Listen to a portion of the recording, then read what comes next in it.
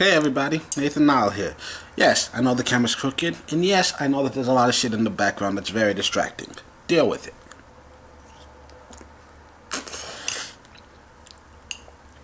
I'm filming this Monday, technically morning at 11:30.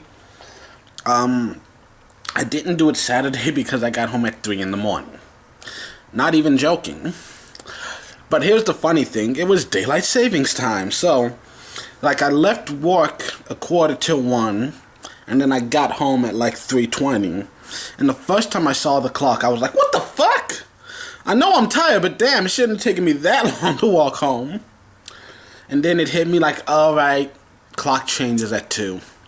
And then I realized, holy shit, if I had just taken 15 more minutes before I clocked out, and then clocked out at 2:01, which technically would have been 3:01, and I'd have gotten an extra hour pay for nothing.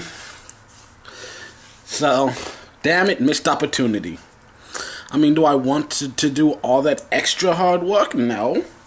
But an opportunity to make some extra money and not actually have to work for it sounds like fun. And actually, the strange thing about daylight savings time, today, I woke up at 10. Still didn't get out of bed till 10:30, which usually that's a Sunday thing, but Sunday didn't go to sleep till 5 in the morning, and then just in and out of sleep all day, and then went to bed at 3 in the morning. No idea when I actually fell asleep. But yeah, hopefully today I can get back to my regularly scheduled programming.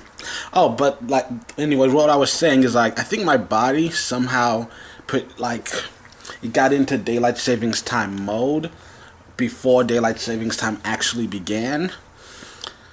Cause for the past week I've been going to bed early. Cause normally I go to bed at 2 o'clock, but then lately, for this past week, for some reason 1 o'clock hits, and I just start getting so tired and falling asleep on my couch. Whoa! My tripod is broken. There are various reasons for this. Most of them not my fault. Ah! Shut up. Okay, there we go. So.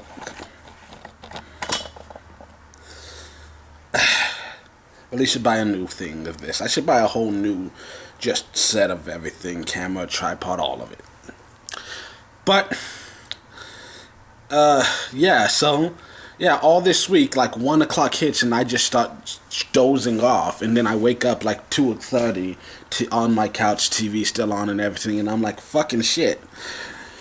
Just catches me off guard. And then I look and see it's daylight savings time, and I'm did they move the date back, or did my body just jump the gun? Cause my clock is cause at 1 o'clock hits and my body clock starts telling me sleepy time. But anyways, yeah. Well, what else was? Let me look at my thing.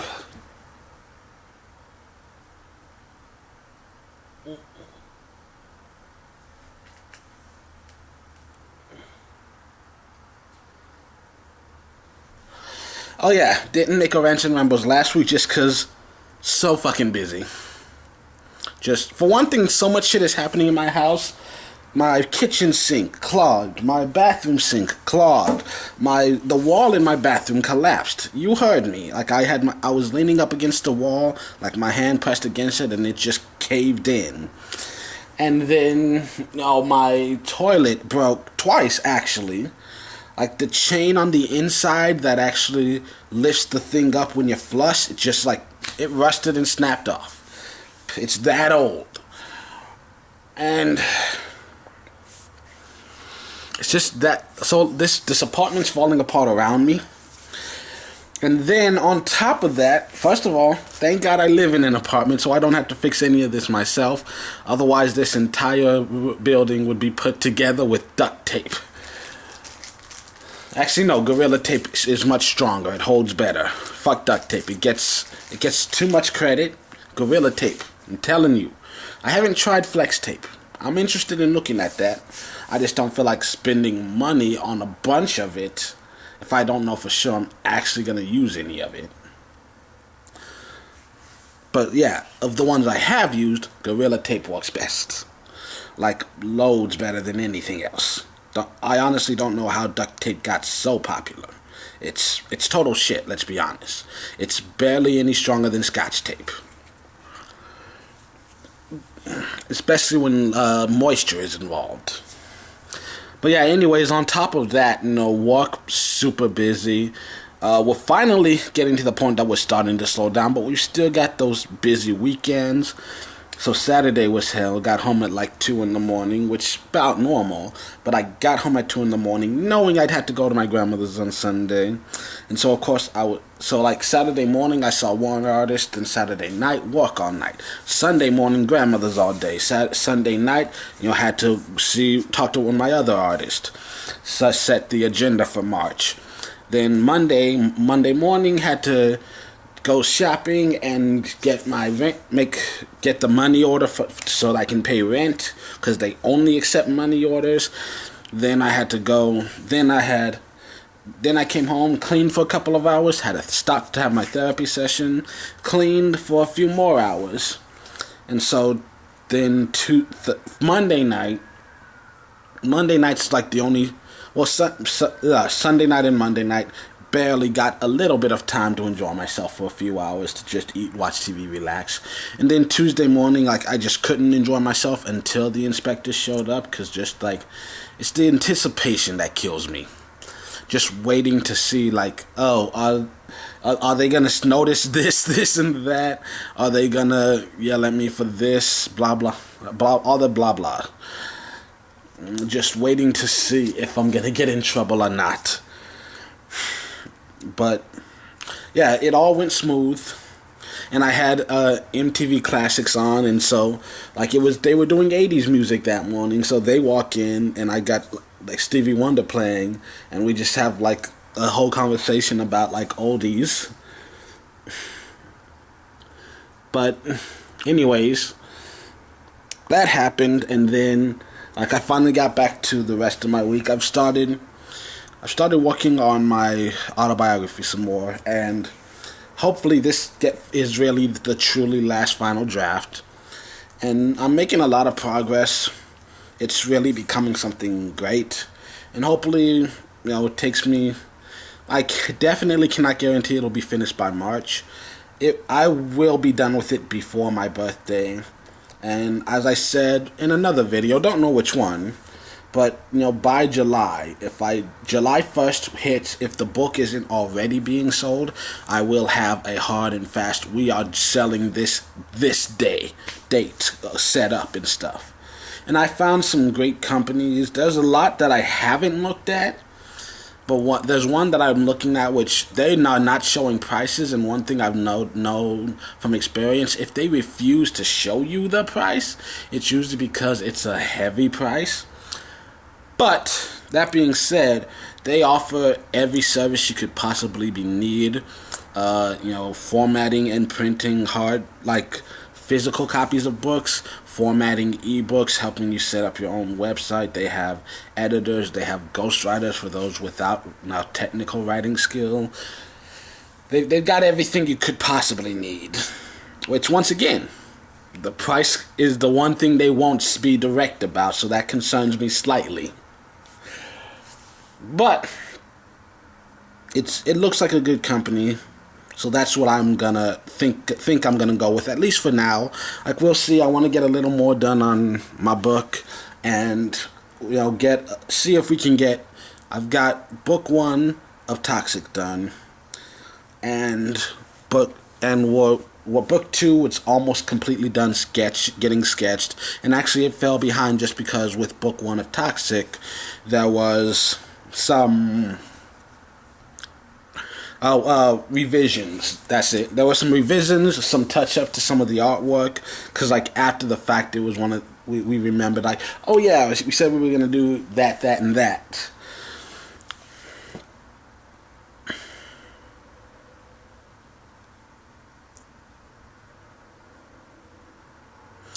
And so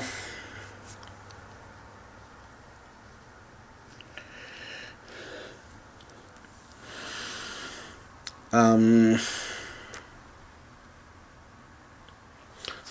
uh, so yeah, well, that's progress is being made, and my second book is nearly done sketching, and we just gotta get it colored. So we I don't know if we're gonna put both of those up immediately, but like I do want to hold off on putting the first book up until I have at least a timeline on when I'm gonna finish my autobiography. I kind of want them to be published together. And then the other book my artist is we're working on.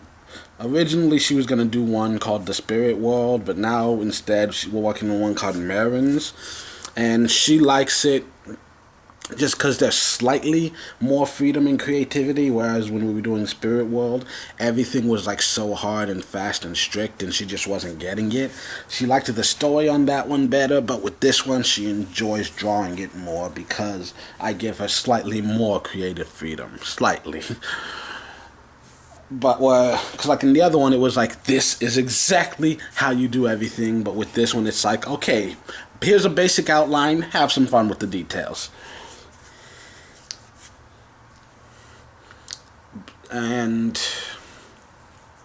But yeah, so we're still working on character design for that.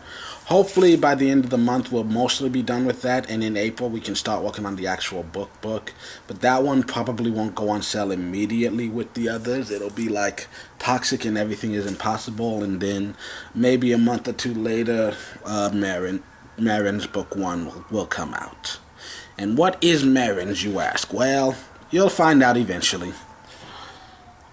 And in the meantime, there are two subjects I wanted to broach on. First of all, representation.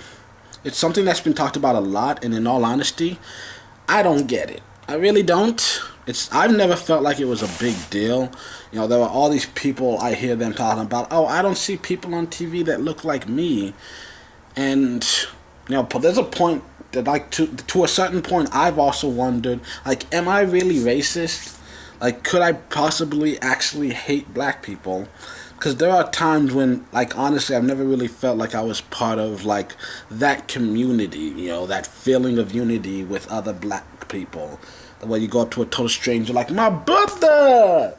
Which I think a lot of that has to just be with, like, my demeanor to begin with. I don't like strangers. I don't care what you look like. I don't know you, don't touch me. But at the same time, just also, you know, I've gotten used to, for so much of my life, just being the only black guy in the room. You know, not counting things like band or PE, where you've got hundreds of people in the room. You know, in a classroom setting with like 30 or less people, there have never been more than 3 black people in the room. And the other 2 are usually ghetto as fuck. So, the majority of my friends throughout my life haven't been black. And for me, that's just always been how life is. I never thought to question it. But like having conversations with other black people who grew up with different experiences than me, you know, a lot of them, like I've actually ended up talking to white people, and I said a lot of the same things that they said, you know, and not necessarily connecting to the experiences that the black people had. And it's just, I don't know, man. We're all a product of our environment.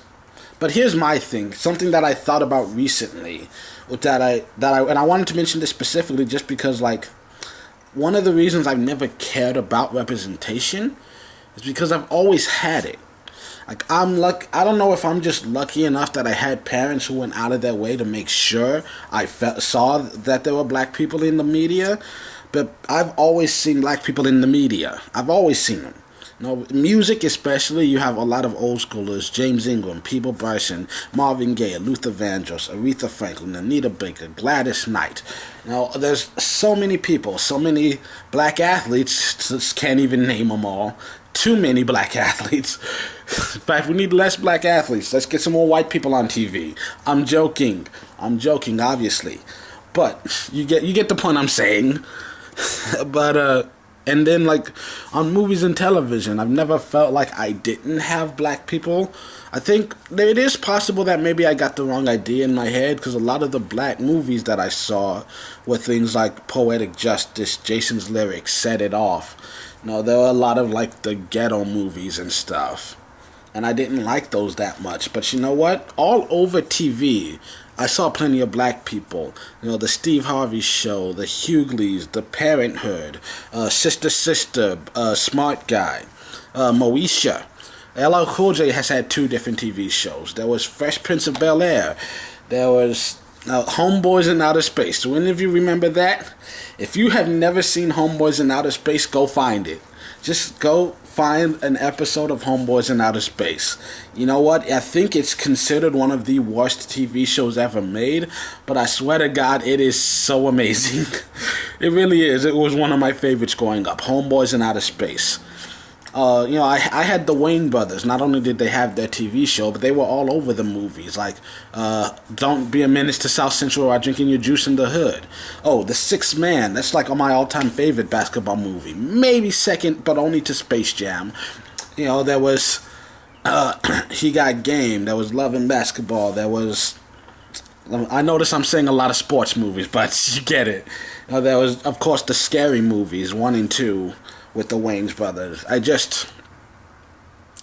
I've never felt like I needed representation because I've never once felt underrepresented. I saw plenty of black people, and now I'm just wondering, like I said, the only question I can ask is, like, why was my experience so different from theirs?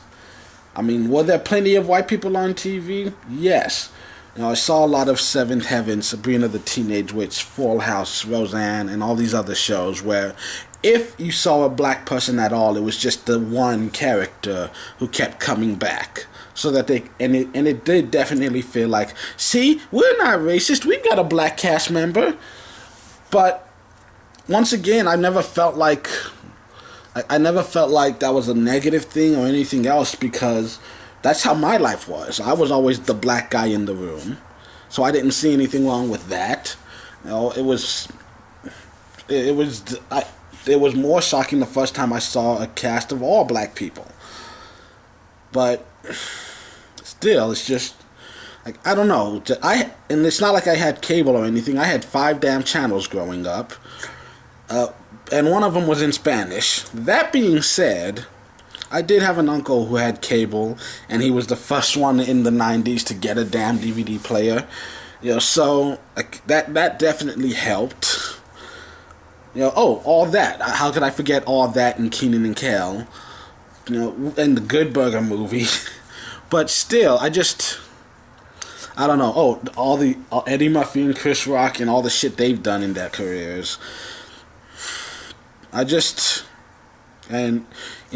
Rush Hour with Jackie Chan and Chris Tucker, a movie starring a black guy and an Asian. That was something brand new. Every Asian that I'd seen on TV up until that point was always just those old school kung fu movies with Bruce Lee. It was like, you killed my father, prepare to die.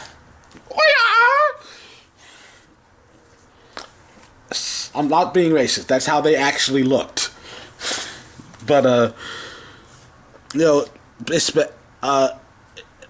first of all, let's take a break to say subs, not dubs, because even though dubbing has gotten much better throughout the ages, because way back in the day with those kung fu movies, they didn't even try to match the lip flaps. It's gotten much better, but I still don't think America takes it anywhere near as seriously as Japan does. So let's just say that for the record.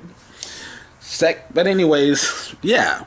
It was good seeing people like Jackie Chan in comedic roles, as opposed to just like hardcore everyone's gonna die movies. Like with Rush Hour, you kind of got the feeling from the very beginning no one was gonna die here, and technically people did die, but not the good guys. And I don't know, just. For me personally, I've grown up my entire life seeing a ton of black people on TV, And I've like I said, I've never felt underrepresented, and I often wonder why other people do. And I think I wonder even more now when I stop to think about it. There have been a ton of black people all over TV, and I'm just like, why am I the only one who's seen these shows? You know. But I don't know. I can't necessarily blame these other people. Like, my hope is that maybe if they do, this is gonna sound wrong, but yeah, I hope that they do actually feel underrepresented and aren't just repeating talking points that other people have said. That's my sincere hope, because it's kind of stupid of you if you're just saying the same thing that others said to fit in. But that's just my opinion. Like, I've never felt like I wasn't represented. I've seen, Jamie Foxx show, another black series. Just like I said, I've had a lot of good role models. I'm just wondering why some of these other people, their experiences were that drastically different. That their feelings in life were that drastically different. Like me, I never liked Green Lantern. And I hated the fact that anytime we wanted to play like superheroes or anything, like, we'll be the Justice League, you can be Jon Stewart, and I'm like, I hate Jon Stewart. He's the worst Green Lantern. But then, it's not. I had the opportunity to do that because I knew there weren't as many black people in comic books, but they still existed. You had Black Panther, you had Blade, you had Static. There were, like I said, there were more limited options, but still, I liked Static a lot more than Jon Stewart. But whatever. I just want. That's my opinion on the whole representation thing. I mean, in some instances, I get it. Because, like, I don't think I even knew what a gay person was until middle school. So, like, I think that's definitely seems like an underserved. Do gay people count as a minority group? I mean, they're not an ethnic minority, but I think a cultural minority, in a sense. But even with that, there are still plenty of movies and TV shows out there. Maybe not as much to choose from, but they do exist. There have been gay movies since the 90s, maybe even earlier. And, like, I definitely, there's a huge gap where there aren't a lot of Asians, definitely. And there aren't a ton of, there are more Hispanics than you know, just because Hispanic is such a weird thing. Because, first of all, there are so many different countries that speak some form of Spanish. And they're all so culturally different. Brazil, Colombia, Venezuela, Spain, Cuba, Haiti. There are so many vast differences, and it's hard to distinguish. Kind of this Hispanic and Asian are kind of the same thing, where it's like, yeah, there are all these different countries, but like everyone just gets thrown under the general umbrella. And there are a ton of people like Emilio Estevez. Knew no idea he was Hispanic, and that he's Charlie Sheen's brother. Like those, but yeah, those two totally seem just 100% white. But yeah, Hispanic is just a strange thing. So is it technically underrepresented? Maybe. It's the culture definitely seems suppressed. But I'm learning that there are more and more actors with Hispanic backgrounds than I actually thought. But yeah, I feel like when I look at TV, the only thing I can think of is like, definitely aren't enough Asians, but other than that, everything seems fine. But once again, my experience is different from other people, and not to mention something I'm learning from my counselor is that there are a lot of different factors that get involved in you becoming who you are. And, a mental illness, most people, to begin with, you have to have a propensity Is that what? No, I'm forgetting what word she used, but basically, to begin with, you already have to have like certain risk factors in you from the beginning, and then on top of that, certain things happen, and then that perfect storm ends up creating this illness or something. Now, that's not the case with everything. Some people are just born so fucked up, and some people are born, normal. I'm using quotes because I don't want to demean the people who are struggling through mental illness, but there are some people who are born normal that, even if bad things happen to them, they don't react to it. They kind of let it roll right off of them. And it's just, that's how life works. And so there's definitely probably born with some risk factors, but I've also had a very difficult life and some traumatizing experiences. And so my view has been shaped, but not just by what happened to me, but by how I naturally reacted to the things that happened to me.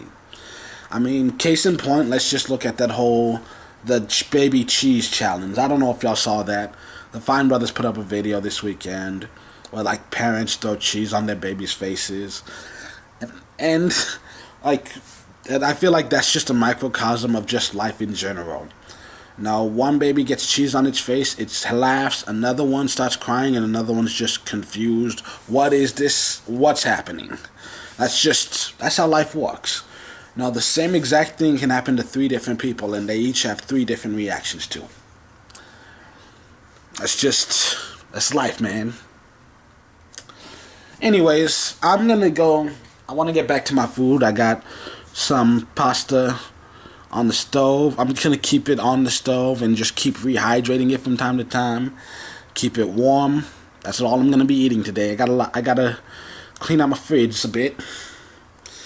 And it's weird because I've been so busy and so hungry. I've eaten a lot. And I feel my pants have gotten smaller. They feel tighter.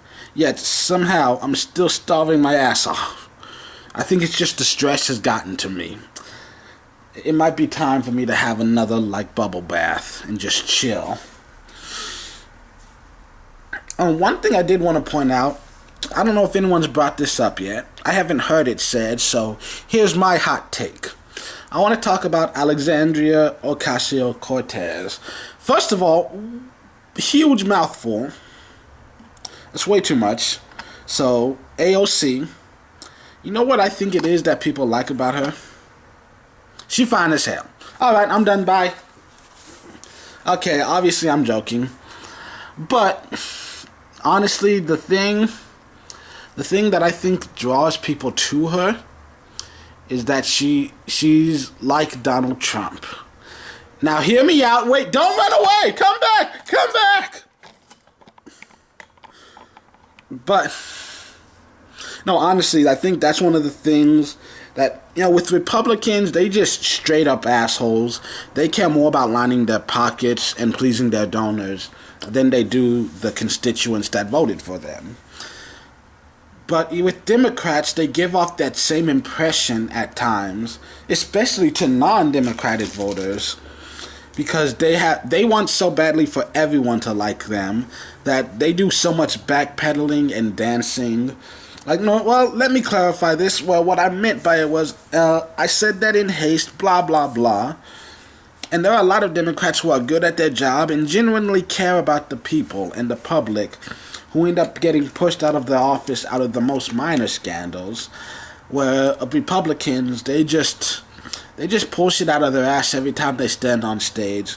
They say stuff that they have no intention of actually doing, but they say it with such pride and confidence. And that's one thing about Donald Trump. Everything he says is coming straight out of his ass, but he's not afraid to say it. And I can understand why people would be refreshed, why that would feel refreshing when you're so used to people just lying to your face all the time. And now here's a guy that I don't even know if he realizes he's lying. I think he's just saying what feels right at the time. He might be too stupid to realize that the things he says are lies.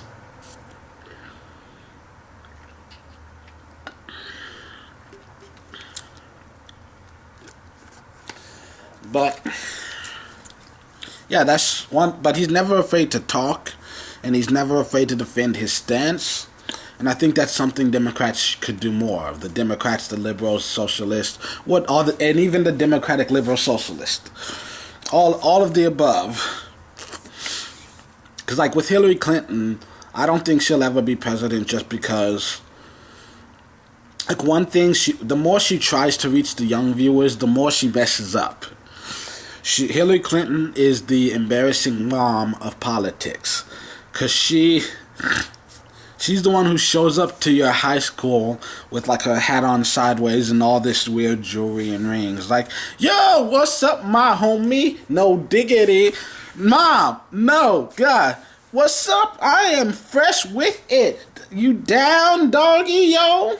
Oh, God, please kill me now. Like, there are too many Democrats and liberals who are so concerned with, how they look in the public that they end up making it worse for themselves. And I think that's one thing that is so refreshing about AOC. Like, she doesn't care if you like her. She's just going to step up and say, these are the facts. This is what's best for America. This is what's best for my people. Okay, we got people out here, they going through shit, and ain't nobody doing shit for them. In fact, y'all out here making it harder. Like, she doesn't necessarily care about being besties with everyone. She's got a job to do, and she's going to go out and do it. Like, if anyone's going to be our first female president, it's very likely going to be her. Like, no offense to all these others. What's her name? The one that Trump always makes fun of. Warren. Like, I don't think she's got it. Kamala, maybe. Like, possibly. Like, but of all the ones in the race, I think Bernie's got. For me, I think Bernie should have been there last year, but no, the Democrats turned against him, which is just bullshit on them. Like, if I was him, I'd have left the party, but I think he knows politics more than I do, and he understands that his best shot of winning presidency is with the Democratic Party. But still, like, no, it's fucked up that you see even the Democrats doing some shady shit because they want their person elected. Who cares what the people want? But yeah, I don't know. Like, I think of all the ones in the field right now, Kamala has the best shot. But if it's not Kamala Harris, I think AOC definitely has like the best shot of being the first female president. She's got that Barack Obama factor. She draws people to her. She's got that charisma, and she doesn't pause so dramatically when she speaks. But yeah, that's my 2 cents. I just wanted to say that. Like, I think more politicians should be like her, and unfortunately, in some ways, be like Trump. Don't talk out of your ass, and don't go out of your way to line your own pockets at the sake of the American people. But the one thing that he has in common with AOC is that never be afraid to speak. Speak your truth. Like, hopefully you speak the truth, and it's a truth that you stick with consistently. But yeah, I think that's why. But yeah, AOC, if I voted, she would have mine.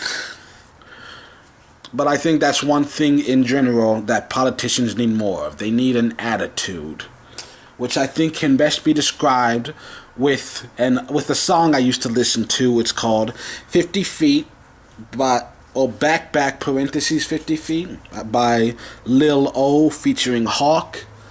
And there's a line in the first verse, which I think more politicians, especially the liberals and Democrats and socialists, should listen to.